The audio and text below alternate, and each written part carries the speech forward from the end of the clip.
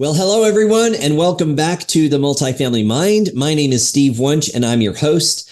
And I am so excited to have our guest today. Her name is Latrice Leake. Latrice and I met on the trade show floor at Apartmentalize and just clicked. And I was like, girl, you got to be on my show. I'll talk a little bit about her and what she's doing. Her mission is clear. She wants to build stronger teams, cultivate holistic multifamily cultures, and inspire through transformative trainings. And as she passionately puts it, there is a winner inside every player. We all just need coaches who are willing to cheer and champion their strengths, which I love. So get ready to be inspired and empowered by Latrice Leake, a dynamic presence not only within Mission Rock Residential, but also within the industry nationwide. So welcome to the show, Latrice. I'm so excited to have you here this morning. Thank you, Steve. I'm excited to be here. So fun meeting you on the trade show floor. And since then, I've been kind of following you and watching you, but I'm so excited to have you here. I know you've really got a passion around a lot of things. You've got a passion around learning and development, because that's really your role at Mission Rock. Tell the folks a little bit about what you do, maybe the region that you oversee, because I think you're in Maryland. Yes. But they're based in Colorado. So tell us a little bit about your role. Based in Colorado, and I serve the northern East Coast. So any of our states up north on the east side, it's me. Great. So basically, I serve our teams with rolling out new products. Basically, I just roll out all of our trainings to our teams, make sure that those that are in need of specialized trainings are curated to meet their needs, basically. Okay. Are you teaching both sides, like software and soft skills, or do you focus? Okay. We do a little bit of both. We do have a systems trainer, but there are times when we all just kind of jump in and do the software training. So great. Yep. And you've got some great leaders in place there. Jessica Rogers. Yes. And Bobby, is it Bobby? Bobby Marcourt. She's my director. Yes. Yeah. Okay, cool. Well, hello, y'all. Hey, we give you a shout out. She asked me last week. She's like, when do you talk to Steve? I'm like, Monday. So. Oh, great. Well, you have to tell her hello for me. That's what I love about our multifamily family. We'd never met. I didn't know you worked at Mission Rock. And then here we are now connected and have so many multiple layers of Kevin Bacon in there. So I actually saw you, Steve, on a multifamily insider training. And I was like, I love him. Like, you ever see somebody and you kind of like in your mind, they're like your friend, but they don't know it. They don't even know you. So I have coined you as my unicorn. Oh, you are the heart. Say it again. Stop. I've coined you as my unicorn. And it's funny because whenever I talk about you, I say my unicorn, but I've never told you that. So here we go. I'm on your podcast. That is hilarious. I love that. But, so it just goes to show you how easy it is to make some really great connections. Even though we only had a few minutes on the trade show floor, now here we are feeling like we've been friends for years, which I think is very cool. In our pre-show conversations, one of the things that you talked about that I was particularly interested in was, DE&I is a huge, huge topic. I don't know if you've heard this or not, but SHRM is actually taking the E out, which is crazy to me. But so it's changing. It's always evolving. I mean, I think even there's letters that have been added, D, E, I, and B for belonging. So it's this kind of amorphous changing thing. And you guys kind of at Mission Rock, you took a really unique step back and kind of looked at your company. What message are you telling the world? And then you kind of created a really cool actionable plan. So can you tell us a little bit about that journey and what you all kind of did there? Sure. So let me just kind of share the reason I got involved in our company's DEI task force. There was a lot of social unrest surrounding a big issue that happened in our nation. And I love the fact that Pat Hutchison, who is our CEO, she sends out this email, like literally like distancing our organization from anything that makes any group feel like just not a part of the table, not a part of the conversation. And so DEI is really important to her. So that's what happened. We kind of rolled out this DEI initiative. And when we first started, we were a small group of 13. And we really didn't know what to do. We were like, should we do this? Can we send this email? Will this offend anybody? Like, we were like kind of trying to do the right thing, but didn't really know what to do. And so Pat took a step back from the table and she reached out to the C-suite. This organization has a lot of history with some really big name companies, just kind of assessing the needs of individual companies and seeing what their people are feeling and kind of taking a pulse. And so they made quite a big investment, had the C-suite come in, and we did a huge survey of all of our rockers. At the time, it was about 750.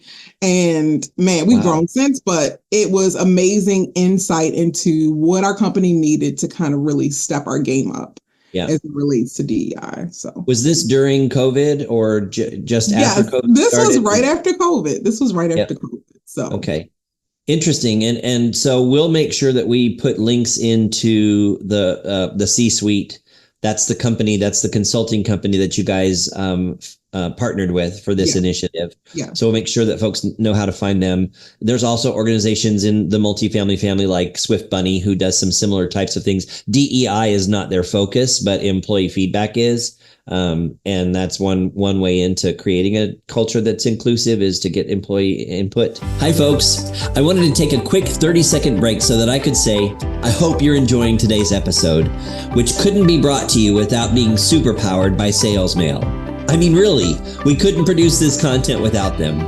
Sales Mail is the easiest and best tool for sending personalized video via email, text, and CRM. So, if you really are enjoying today's episode, it would mean a lot to me if you would visit salesmail.com so you can check out how our solutions might impact your business communications.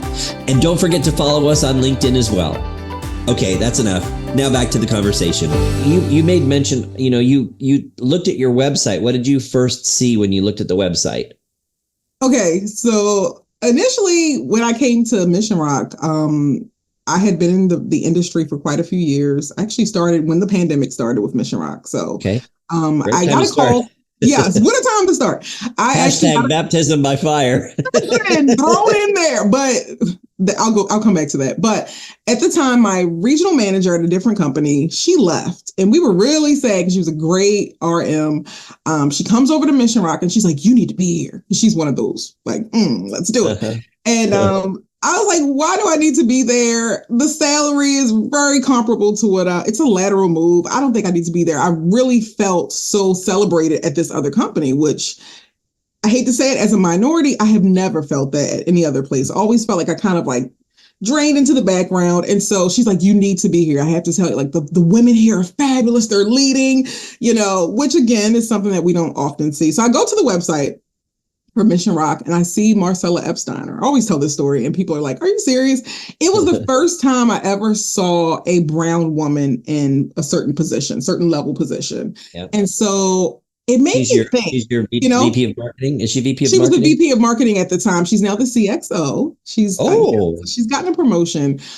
Amazing woman, such a powerful mentor, but I had never seen that, and I had always been looking for the B. I'd always been looking for the belonging, but never saw myself in the C-suite level. I would go into the websites at my other companies and they would be all one demographic, not my gender. And so I was it was nice to see diversity. Yeah. That's very cool. And I'm so happy I did. And I know that they are as well. But, I think I mentioned you guys were at least ahead of the game in that you had a bit of representation in Marcella's, being there on the leadership team. Plus, Meredith, Pat, Anissa, some really amazing and powerful women who are highly respected within the multifamily community. And I think that that's very cool. It's very different than a lot of multifamily organizations in how the leadership is primarily women, which I love. I think that's great. For me, it was weird because I always have, this is my 31st year in multifamily. And, I've heard conversations at conferences that I've been at. In fact, there was even a panel at one of the student housing shows that I went to where these women leaders who I've been following for years, Jennifer Carpenter at Cardinal Group and, some other folks, from their perspective, it's like we're underrepresented. It's still a male dominated business. For me, I never thought that way. I always had women that were my boss at Archstone was a woman. My regional managers have always been women. I've always worked for property managers who were women.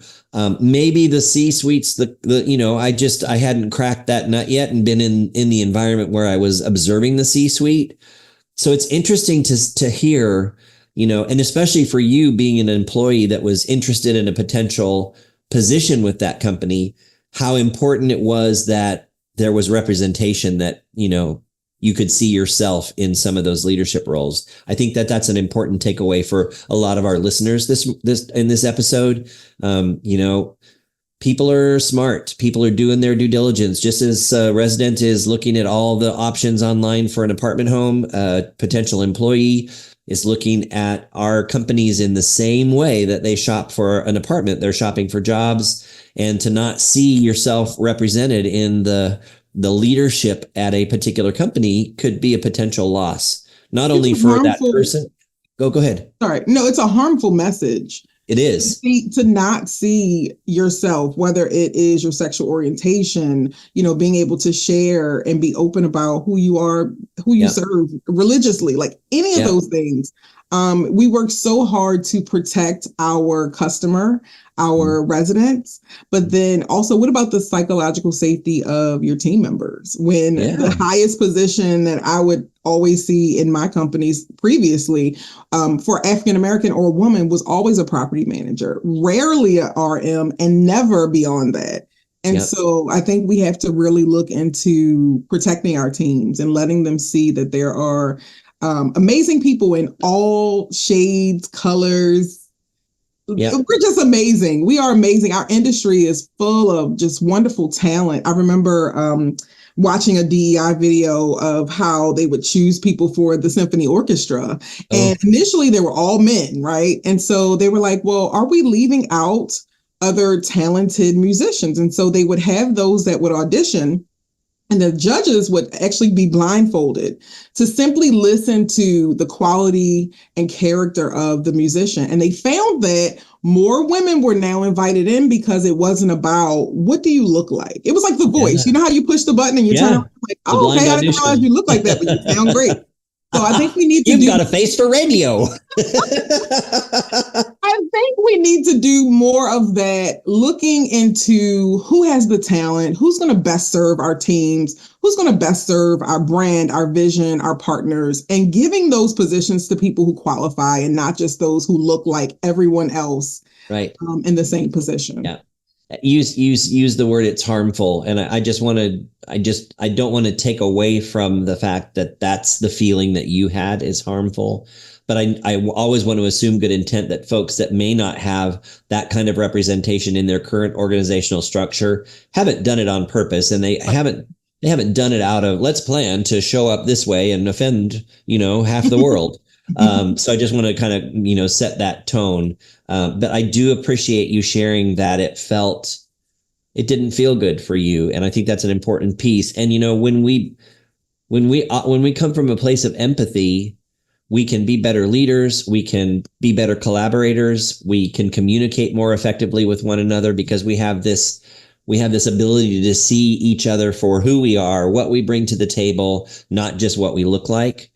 And when you don't have a structure within your company that represents folks in the market who are working, living, and looking for work, it's hard to be able to be empathetic with somebody that you've never interacted with, or you've never heard someone who's had that kind of a story before, Well, what I think about a lot of the companies, I won't, of course, name them on your show, but names have been changed to protect the innocents. I mean, the big name brands that everyone clamors for, some of those brands have made terrible mistakes. Not intentional. It's never intentional. I don't believe that we're intentionally excluding people, but a lot of times we do invite people to the table, but they say, now become us. act like us, dress like us, speak like us, and they're different. They're just different people. And so because there's not representation at some of those brands, they make mistakes like being offensive to certain groups when, again, it's not intentional. I hope not. And we want to assume the best in everyone. But had they had representation at the table with a voice to be able to say, hey, this isn't right, maybe they could have stopped from losing some customers because those losing some employees. Or employees, right? Those mistakes do impact people in ways that sometimes we cannot articulate. Not seeing yourself represented in certain levels of leadership communicate something that, there's no future for you here. There's no future for you here. You can only go so high, you're only good enough for this level. And so that's absolutely not true. And, I mean, I'm white, but I'm also gay. So I have a feeling sometimes of being underrepresented. And at one organization that I worked for, the gay piece was not an issue because there were other leaders within the organization that were also, and there was, inclusion there. But to take my next step, I had to have a college degree, and I don't. And at, 45, that point in my life ish, I was like, I've been doing this for 20 years, so I began to look outside the organization to find a new home. And, so I think there are all kinds of forms of uninclusion. It doesn't just have to be your physical color, shape, form, what your pronouns are. There are other ways to discriminate against people too. And what a missed opportunity for that company, because I loved what we were doing. I was 100% behind the values and the mission of the organization, and then I just didn't have a future, so I had to go find one, right? Wow. I think that happens a lot. So let's kind of now transition over to, I'd like for you to talk just a little bit about this DEI task force that you guys created. How did it begin? I mean, we know it began by this look at the website and kind of conversations about what was happening in the world at the time. But since then, it's become a really structured part of how you guys are operating at Mission Rock. And I'd love to have some of our listeners have some insight into what you guys did. Maybe they could, copying is the highest form of flattery. And I would love to see tons of people copy what you guys have done. Sure. So our HR department actually partnered with the C-suite, and they looked at all of our hiring materials, the language, the images on our website, and they began to kind of really redo some things. Even the job description. Is the job description inclusive? Does it say he or she will? Just language, everything to when I say granular scope of just kind of reviewing everything. I really didn't expect us to really have to take that type of a deep dive, but we absolutely have. I love it. As it relates to interviewing, preparing our hiring managers to interview and not just limit to one group of person, or like you said, everyone is welcome, and really communicating that in all of our hiring materials has been one of the biggest things that we have done. There's been so much across the board. How many people are on the task force? So now it's about 13. We have about 13 on the task force, including Marcel is actually our lead, and Pat's on there, our CEO, Pat Hutchison, as well as Arista Eden. She is our COO. She's on there as well. So are there any folks from the site level that are on that task force? Yes, we have representation for every position. So from leasing consultants all the way up, everyone has a seat. I know, right? I love it. I'm doing a little dance for you. Okay. Wait, don't leave me out. Everyone has a seat at the table. Everyone has an opportunity to share from their experience. I think a lot of times we love to think how people think, but we really don't know. I mean, in the best interest, like we mean so well, we try so hard, but to have them at the table and to share what they really want is really important and powerful. So did you guys, were they like nominated by their peers, or how did you go about selecting who showed up for that So what we did was we actually did like a call to action, like who's passionate? Tell us your why, tell us your DEI why. And when I tell you, some of the whys had us like bawling. So in the DEI meeting, we kind of read through, what's your why? And some were saying, I've never felt comfortable in my body until I got to Mission Rock. And then some were saying, I was discriminated against, or maybe I didn't feel welcome to share this part of who I am. And so just hearing it and just kind of, we all voted on who needed to be a part of it and how much space we had to really represent. And it was amazing. So we basically did a call to action, and that's great. They came in. We actually have a waiting list. Oh, I love it. Who are interested in joining us once opportunities come available. So. Do they make a 1-year commitment, or are they there as long as they want to be? We do make a 1-year commitment, and we have the opportunity to kind of opt out if like your schedule gets hectic and it's out of control and you really can't make the meetings. We want to make sure that everyone that's there is active and, contributing to all of the work. So, yeah. Great. What was one of the first things that you guys as a task force were able to tackle effectively? Sure. I think the first thing was being able to communicate with our teams. I kind of shared with you in the pre-interview that at first we kind of did not know what to do. We were like, should we say this? Will we offend? And just being able to kind of communicate with our teams, our direction, where we were headed. It's so funny. We actually started an ancestry initiative where people who post on our social media, we have something called Viva Engage. I'm sure a lot of companies may know Yammer, Viva Engage. Oh, yeah, Viva. Yeah. And so those that we have our communities to actually do representation days. So if there's like a pride station, they'll take pictures of, maybe they have cakes and candies and maybe pride flags for the residents, different observances, and then they post them on our website with hashtags. And then we give out a Trailblazer and Trendsetter Award to the company and the individual who really pioneers for DEI within our company. And then the person that's the individual, they actually win an ancestry kit. Oh, so that's cool. Yes. And they have the opportunity to do an interview with a DEI task force member. If they're not interested to share their results, they don't have to. But it's been fun because some have shared, like, I didn't know I was from Germany. Like, this is amazing. So awesome. And the teams love it. So we've been able to create a lot more engagement with that initiative and just getting them really excited about DEI.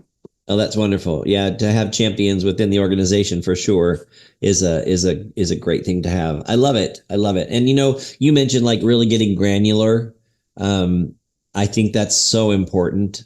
And a lot of people in the listening audience may not understand, and sometimes even I don't understand why a pronoun is so very important to somebody. But when somebody's been marginalized their whole life and they haven't been comfortable in their own skin, and now there's an opportunity for them to identify with whether it's whatever that identification element might be in their need, to overlook that as being silly or trite, I think is a big missed opportunity. So I love that you guys really dug deep, and I see all kinds of training materials coming through that still say they've tried, he, she, but now there's them, and there's a lot of other pronouns that we as humans, we fear what we don't understand. And, to your point, you guys were kind of trepidatious in terms of what should we do? What should we say?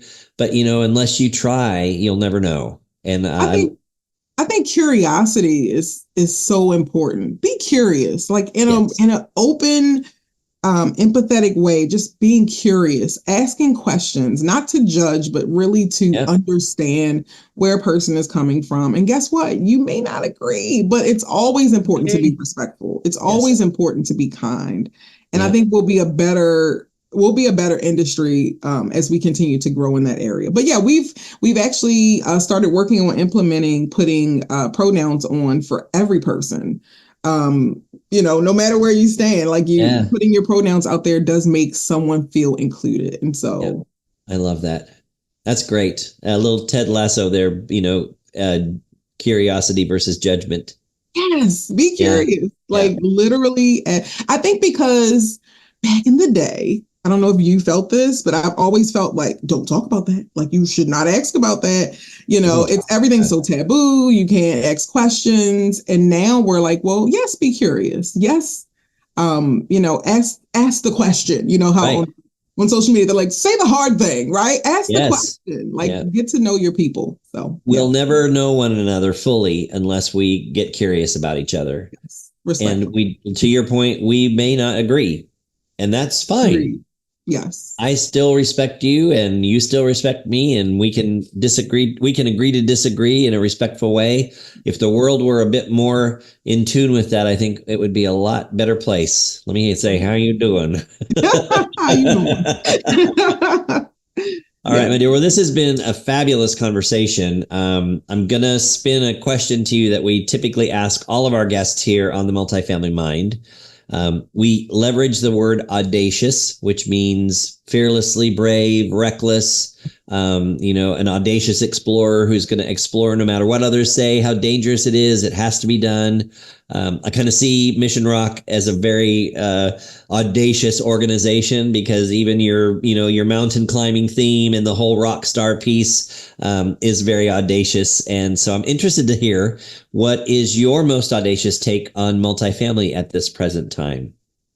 Yes. My audacious take, which is I can talk about this for a long time. My audacious take would be innovation wanted. I love the iPhone. Let me just say that the iPhone, when they created when they released number one, they were already thinking about number two. I think a lot of times we limit ourselves on what we're thinking now, what's happening in this moment. And we're like, this is great. We like beat our chest and talk about how great this is, but we're not thinking for the future. I think as we continue to prepare and think for the future, we create a space for us to continue movement. Momentum happens when movement keeps happening, right? Yeah. You build that momentum by keep going. So if you get a great idea, you develop it and you stop, it kind of like stops. You like starting and stopping. So just continue to be curious and innovate, and your company will always thrive. I love it. Yeah, you can't just set it and forget it, right? I said that really weird. No, it was very well said. Should I say it again, Steve? No, you did great. It was great. Okay. No, yeah, I love that. If you don't continue to move forward, I always talk about a growth mindset versus a fixed mindset. The second you fix your roots and you plant yourself in one spot, that's the second your organization begins to wither. And I think, encouraging people to continue to innovate, continue to iterate. If it didn't work the first time, doesn't mean you don't need to still do it. You just got to find a better way or a different way to do it and make sure that it works, right? I think about the companies like Amazon, who may have other companies missed out on Amazon because they were like, who wants to get everything in the mail? We go to malls, we shop outside. And then when COVID happened, they weren't prepared for what we called the pivot at the time, because everybody was so dead set on, this is the way we've always done it. This is the way it's going to continue to be done. And that is a term in multifamily that has been very, very loud over a number of decades. This is the way we've always done it, and that will kill your company. Literally, yes. Literally. Well, Latrice, this has been awesome. I hope you've enjoyed this conversation as much as I have. I have. You're wonderful. You're my unicorn. Where's the money? I've even got the mug to prove it. Well, thank you so much for joining me. Thank you, audience, for joining Latrice and I here on the Multifamily Mind Podcast, super powered by SalesMail, the easiest way to send personalized video through text, email, or CRM. And we will see you next time. Cheers, everybody. Thank you for joining us on this episode of the Multifamily Mind Podcast, brought to you by SalesMail, the easiest way to send personalized video via email, text, and CRM. To learn more, go to salesmail.com. And remember, always be audacious. Until next time, I'm Steve Wunch. Have a great week.